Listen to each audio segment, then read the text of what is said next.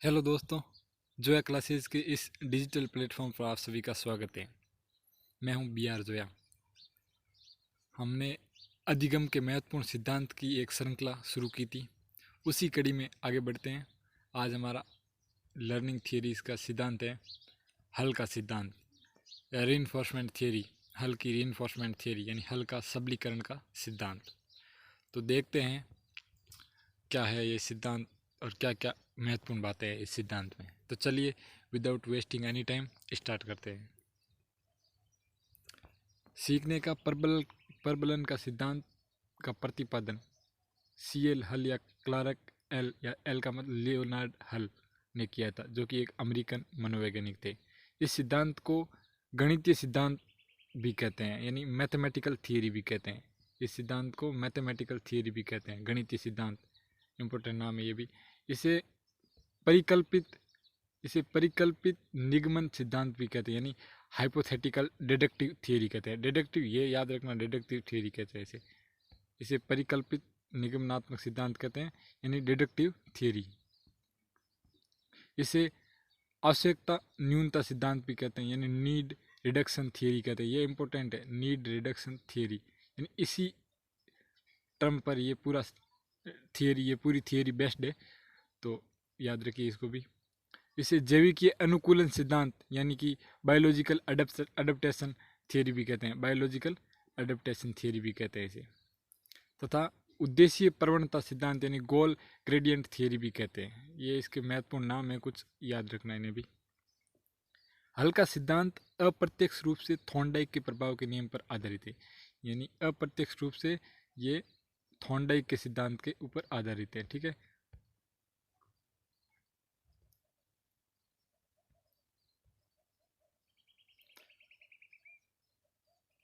हल ने सबलीकरण की व्याख्या आवश्यकता पूर्ति के रूप में की है।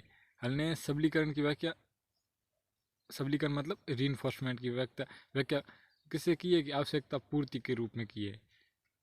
इस कारण इसे ड्राइव रिडक्शन थियरी भी कहते हैं। ड्राइव रिडक्शन थियरी क्यों कहते हैं? क्योंकि इसने इसकी व्याख्या आवश्यकता पूर्ति के रूप में की है। इन्होंने एक बहुत ही महत्वपूर्ण पुस्तक लिखी थी जिनका नाम था प्रिंसिपल्स ऑफ बिहेवियर, यानी व्यवहार के सिद्धांत। प्रिंसिपल्स ऑफ बिहेवियर, ये बहुत ही महत्वपूर्ण पुस्तक है, जो कि 1915 में लिखी गई थी। बहुत ही महत्वपूर्ण बुक है। और बिहेवियर सिस्टम में इसकी जानकारी मिलती है। हल ने व्यवहारवादी होते हुए भी, हल एक व्यवहारवादी था हालांकि, लेकिन फिर भी उन्होंने SR थियरी को नकारते हुए उन्होंने SOR फार्मूला अपनाया। SOR मतलब, S का मतलब स्टिमुलस, और का मतलब ऑर्गेनिज्म, O का मतलब ऑर्गेनिज्म, और R का मतलब रेस्पॉन्स। ये O इसने बीच में ऐड किया, यानी SOR थियरी O इसने बीच में ऐड किया। ठीक है, आगे देखते हैं। जो कि ट्रेडिशनल नोशन, जो कि पारंपरिक अवधारणा थी SR थियरी की, व्यवहारवादियों की पारंपरिक जो अवधारणा थी कि SR यानी स्टिमुलस और रेस्पॉन्स के बीच क्या कंडीशनिंग होती थी व्यवहारवादियों में। हल भी एक व्यवहारवादी था, लेकिन इन्होंने SR थियरी को नकारते हुए इन्होंने SOR थियरी पर बल दिया, यानी ऑर्गेनिज्म, एक बीच में ऑर्गेनिज्म वर्ड बीच में डाला। देखते हैं। हल का सिद्धांत, हल का सीखने का सिद्धांत है जिसमें उन्होंने पुनर्बलन को विशेष महत्व दिया, यानी रीइंफोर्समेंट को इन्होंने क्या किया, विशेष महत्व दिया, रीइंफोर्समेंट। इसीलिए इस थियरी को रीइंफोर्समेंट थियरी भी कहते हैं, यानी पुनर्बलन का सिद्धांत भी कहते हैं।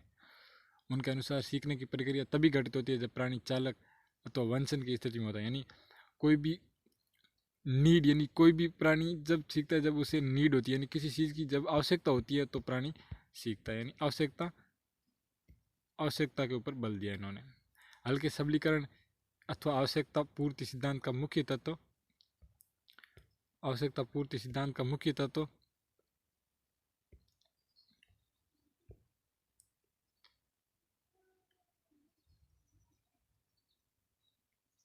किसी आवश्यकता को दूर करना है। पर्यावरण से अपने को समायोजित करने के लिए प्राणी किसी वस्तु को आवश्यकता का अनुभव करता है। आवश्यकता की पूर्ति के लिए जो कुछ भी हम कुछ क्षण से पहले अनुभव कर रहे होते हैं वह हमारी अनुक्रिया से संबंध हो जाता है। ये संबंध अनुक्रिया आवश्यकता प्रतीत होने पर होती है। इस सिद्धांत के अनुसार आवश्यकता पूर्ति अधिगम प्रक्रिया का आधार है। ठीक है, आगे देखते हैं। देखो ये simple form of hulls theory, देखो हल की थ्योरी की सिंपल फॉर्म बताई हुई है, देखते हैं इसे भी। सबसे पहले जैसे SOR, इस SOR को डिफाइन किया है इन्होंने। S का मतलब होता है स्टिमुलस यानी उद्दीपक, ठीक है, उद्दीपक। S का मतलब होता है उद्दीपक। ऑर्गेनिज्म, O का मतलब होता है ऑर्गेनिज्म, ऑर्गेनिज्म मतलब जीव या प्राणी, ऑर्गेनिज्म का मतलब होता है जीव या प्राणी, ठीक है। और रेस्पॉन्स का मतलब तो पता ही है आपको, अनुक्रिया, क्रिया या अनुक्रिया, ठीक है, रेस्पॉन्स। देखो स्टिमुलस, ऑर्गेनिज्म और रेस्पॉन्स, इसमें स्टिमुलस जो इंडिपेंडेंट वेरिएबल होता है इनपुट, और इसमें इंटरवेनिंग वेरिएबल होता है ये O, और ये रेस्पॉन्स होती है जो डिपेंडेंट होता है, ठीक है। आगे देखते हैं, अब इस सिद्धांत की व्याख्या करते हैं। प्रबलन का सिद्धांत जो कि हाल ने दिया, जो बताया था हमने कि एक अमेरिकन मनोवैज्ञानिक थे, ये सिद्धांत उन्होंने 1915 में 1915 में दिया था, ठीक है। ये सिद्धांत पूरी तरह से थॉर्नडाइक और पावलोव के सिद्धांत पर आधारित है, लेकिन उन्होंने ये ऑर्गेनिज्म वर्ड एक और ऐड किया, ठीक है। अब इस सिद्धांत का अर्थ देखते हैं। हल ने सीखने के सिद्धांत का अर्थ स्पष्ट करते हुए लिखा है, सीखने का आधार आवश्यकता की पूर्ति की प्रक्रिया। यहाँ देखो ये इंपॉर्टेंट चीज़ है, यानी सीखना तभी सार्थक होता है जब प्राणी को कोई आवश्यकता होती है, आवश्यकता की पूर्ति की प्रक्रिया। जब प्राणी को कोई आवश्यकता होगी तभी वो सीखेगा। जिस प्रकार थॉर्नडाइक ने बिल्ली पर प्रयोग किया, बिल्ली को भूखा रखा और पिंजरे में बंद कर दिया, तो वो बिल्ली भूखी थी, तो बिल्ली को भोजन की आवश्यकता थी, इसीलिए उन्होंने उस बिल्ली ने अनुक्रिया की। अगर वो भूखी न होती, भोजन मतलब पूरी तरह से उसको बिल्कुल भी भूख न होती और अंदर बिठा दिया होता, बाहर भोजन का कुछ भी दिखा दे, तो वो अनुक्रिया थोड़ी करती, क्योंकि उसे भोजन की आवश्यकता थी। यानी आवश्यकता से ही अधिगम होता है इसमें, ठीक है। यदि कोई कार्य पशु या मानव, देखो पशु या मानव की किसी आवश्यकता को पूर्ण करता है तो वह उसे सीख लेते हैं, यानी आवश्यकता पर आदत, यानी कोई भी कार्य पशु हो या मनुष्य हो, यानी दोनों पर लागू होती है थ्योरी, पशु हो चाहे मनुष्य हो। यदि कोई कार्य उसकी आवश्यकता को पूर्ति करता है तो वो सीख लेता है।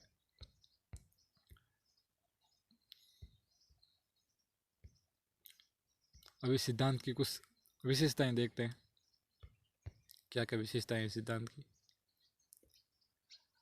स्किनर ने इस सिद्धांत को अब तक सीखने के जितने भी सिद्धांत प्रस्तुत किए गए उनमें सर्वश्रेष्ठ, यानी हल के सिद्धांत को BF स्किनर जो कि व्यवहारवादी थे, उन्होंने भी पुनर्बलन पर जोर दिया था। उन्होंने इस सिद्धांत को सर्वश्रेष्ठ सिद्धांत माना है, व्यवहारवादियों के सिद्धांत में सर्वश्रेष्ठ सिद्धांत माना है स्किनर ने, ठीक है।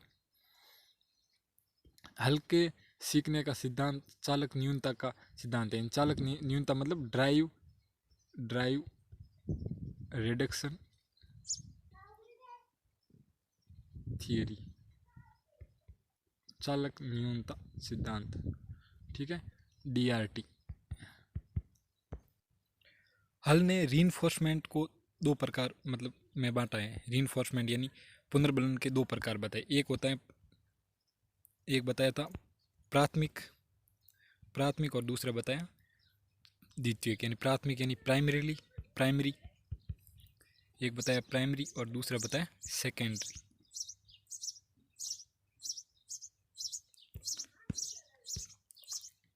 तो देखते हैं क्या है ये पुनर्बलन और कौन कौन से हैं प्राथमिक एवं द्वितीयक पुनर्बलन।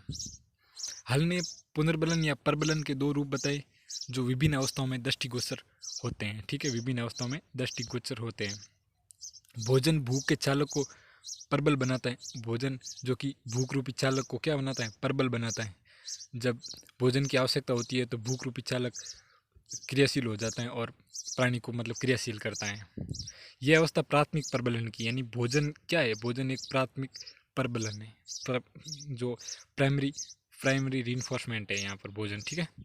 पर भूख उस समय तक शांत नहीं होती, यानी भूख उस समय तक शांत नहीं होती जब तक कि भोजन नहीं खा लिया जाता। जब तक कि भोजन नहीं खा लिया जाता तब तक भूख शांत नहीं होती। अतः भोजन खाने से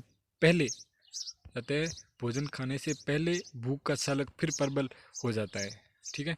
यह अवस्था द्वितीयक प्रबलन है, ठीक है। यानी भूख क्या है, द्वितीयक प्रबलन है। हंगर, भूख क्या है, द्वितीयक प्रबलन है। हंगर क्या है, द्वितीयक प्रबलन है, ठीक है। और जो कि फूड है वो क्या है, वो प्राथमिक पुनर्बलन है, ठीक है, प्राइमरी रीइंफोर्समेंट है। ये सिद्धांत बालकों के शिक्षण में प्रेरणा यानी मोटिवेशन पर भी ये सिद्धांत बल देता है, ठीक है, मोटिवेशन पर, क्योंकि बालकों को प्रेरित करके ही उनके ज्ञान की आवश्यकता को पूर्ण किया जा सकता है, ठीक है। आगे देखते हैं बालकों की क्रियाओं व आवश्यकताओं का संबंध। अब देखते हैं बालकों की क्रियाओं व आवश्यकताओं का क्या संबंध देखते हैं। इस सिद्धांत की सबसे महत्वपूर्ण देन यह है कि जैसे बालकों की क्रियाओं और आवश्यकताओं में संबंध स्थापित किए जाने पर बल देता है, ठीक है। उनकी आवश्यकताओं को ध्यान में रखकर ही पाठ्यक्रम का निर्माण किया जाना चाहिए। देखो पाठ्यक्रम निर्माण में भी ये महत्वपूर्ण सिद्धांत है। इसके अतिरिक्त उनकी क्रियाओं का वास्तविक जीवन से संबंध यानी रियल लाइफ से जोड़ना, ठीक है, link with real life, link करना रियल लाइफ से लिंक करना, ठीक है। आधुनिक शिक्षा इन दोनों तथ्यों को स्वीकार करती है, ठीक है। अब निष्कर्ष निकालते, कंक्लूजन क्या है इस पूरे सिद्धांत का। आज तक प्रतिपादित किए जाने वाले सीखने के सिद्धांतों में हल के सिद्धांत को सर्वोत्कृष्ट स्वीकार करते हुए जो स्किनर महोदय ने कहा है, क्या लिखा है देखो, हल का कहना है कि सीखने का कारण किसी आवश्यकता का प्रत्यक्ष यानी डायरेक्ट या अप्रत्यक्ष यानी इनडायरेक्ट रूप से पूर्ण होना होता है, ठीक है। अतः कुछ दृष्टियों से आधुनिक शिक्षा को हल के सिद्धांत में एक सैद्धांतिक आधार पर मिल जाता है, यानी सैद्धांतिक हल के सिद्धांत को एक सैद्धांतिक आधार मिल जाता है। किस आधुनिक शिक्षा में भी हल के सिद्धांत को एक सैद्धांतिक आधार मिला है, ये बात स्किनर महोदय कहते हैं, ठीक है। आगे देखते हैं इनके सिद्धांत के कुछ महत्वपूर्ण नाम है, बहुत इंपॉर्टेंट नाम है, इनको भी देख लेते हैं। इसे गणितीय मैथमेटिकल थियरी कहते हैं, हमने अभी देखा था मैथमेटिकल थियरी, ठीक है, गणितीय सिद्धांत मैथमेटिकल थियरी। इसे परिकल्पित निगमन सिद्धांत यानी हाइपोथेटिकल डिडक्टिव मेथड या डिडक्टिव थियरी भी कहते हैं। देखो डिडक्टिव कहते हैं, निगमनात्मक, हाइपोथेटिकल डिडक्टिव थियरी भी कहते हैं। इसे आवश्यकता अवकलन सिद्धांत यानी नीड रिडक्शन थियरी भी कहते हैं। देखो नीड रिडक्शन थियरी भी कहते हैं। इसे चालक न्यूनता सिद्धांत भी कहते हैं, इसे नीड रिडक्शन थियरी भी कहते हैं। इसे जैविकीय आवश्यकता सिद्धांत भी कहते हैं, बायोलॉजिकल नीड थियरी भी कहते हैं, ठीक है। इसे सबलीकरण का सिद्धांत भी कहते हैं, ये तो मेरा नाम इसका सबलीकरण का सिद्धांत। इसे चालक न्यूनता सिद्धांत यानी ड्राइव रिडक्शन थियरी भी कहते हैं। इसे यथार्थ अधिगम का सिद्धांत भी कहते हैं, हिंदी में काफ़ी नाम है, यथार्थ अधिगम का सिद्धांत। इसे आवश्यकता पूर्ति का सिद्धांत, इसे प्रबलन या प्रोत्साहन का सिद्धांत, इसे आवश्यकता निष्कर्ष का सिद्धांत, इसे आवश्यकता ह्रास का सिद्धांत भी कहते हैं, ठीक है। इसे आमोद या प्रणोद न्यूनता का सिद्धांत भी कहते हैं। प्रणोद चालक ड्राइव रिडक्शन वो एक ही बात है, इंग्लिश में याद रखना ड्राइव रिडक्शन थियरी, याद रखना ये ड्राइव रिडक्शन थियरी इंपॉर्टेंट है बहुत ही। ड्राइव रिडक्शन थियरी,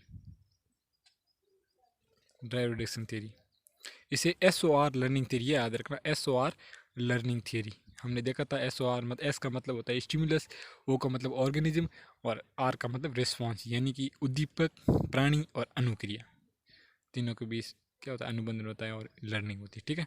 इसे परिष्कार का सिद्धांत भी कहते हैं, ये निगमन सिद्धांत यानी हाइपोथेटिकल डिडक्टिव लर्निंग थियरी। इसे प्रेरणा प्रबलन ह्रास का सिद्धांत भी कहते हैं, ठीक है।